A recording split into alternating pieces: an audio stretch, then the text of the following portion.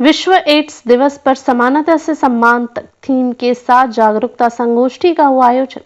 विश्व एड्स दिवस के अवसर पर संयुक्त जिला बागला अस्पताल में जागरूकता संगोष्ठी का आयोजन किया गया। इस वर्ष का विषय था समानता से सम्मान तक, जिसका उद्देश्य एचआईवी एड्स से पीड़ित लोगों के प्रति समाज में समानता और सम्मान को बढ़ावा देना है। संगोष्ठी में चिकित्सा विशेषज्ञों और सामाजिक कार्यकर्ताओं ने भाग लिया।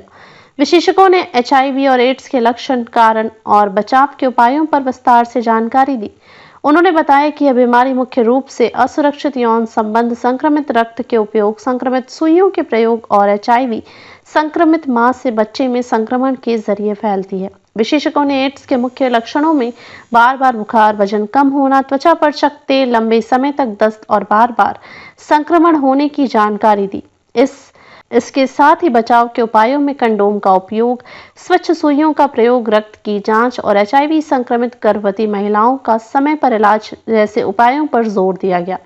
कार्यक्रम के दौरान एक पोस्टर प्रदर्शनी और जागरूकता रैली का आयोजन किया गया, जिसमें बड़ी संख्या में लोगों ने भाग लिया।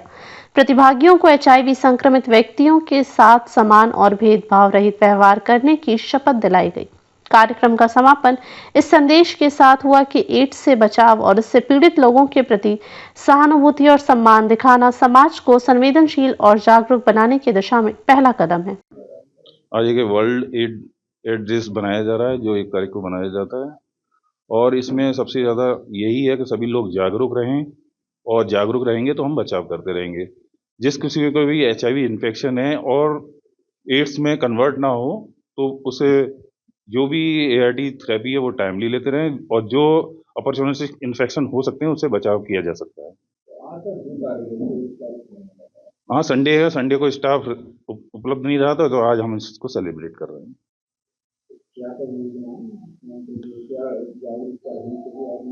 इसके लिए हमारी संपूर्ण सुरक्षा कार्यक्रम के अंतर्गत टीमें कम्युनिटी में जाती हैं और उनको अवेयर करती हैं कि एचआईवी इन्फेक्शन कैसे फैलता है, उसे कैसे बचाव किया जा सकता है। यदि किसी को एचआईवी हो गया है तो वो भी अपनी लाइफ नॉर्मल जी सकता है। जैसे कोई शुगर का पेशेंट होता है या हाइपरटेंशन का पेशेंट होता है, वो अपना दवाई लेता है और नॉर्मल जी सकता है। तो ये भी अपनी लाइफ अपनी नॉर्मल जी सकता है, यदि अपनी प्रॉपर स्क्रीनिंग कराता रहे और टीबी की दवाई लेता रहे।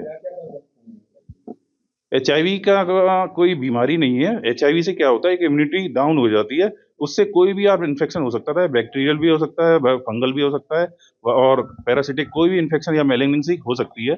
कोई भी जब भी बीमारी होती है, कोई रोग प्रतिरोधक क्षमता कम होने से लगती है। तो टीबी जो एचआईवी का पेशेंट है, सबसे ज्यादा जो डेथ होती है टीबी की वजह से होती है। तो टीबी जब होती है तो जिसकी इम्यूनिटी कम होती है उसको टीबी पहले हो जाती है, और टीबी से ही ज़्यादा मौतें होती हैं, तो उसकी भी स्क्रीनिंग होती है।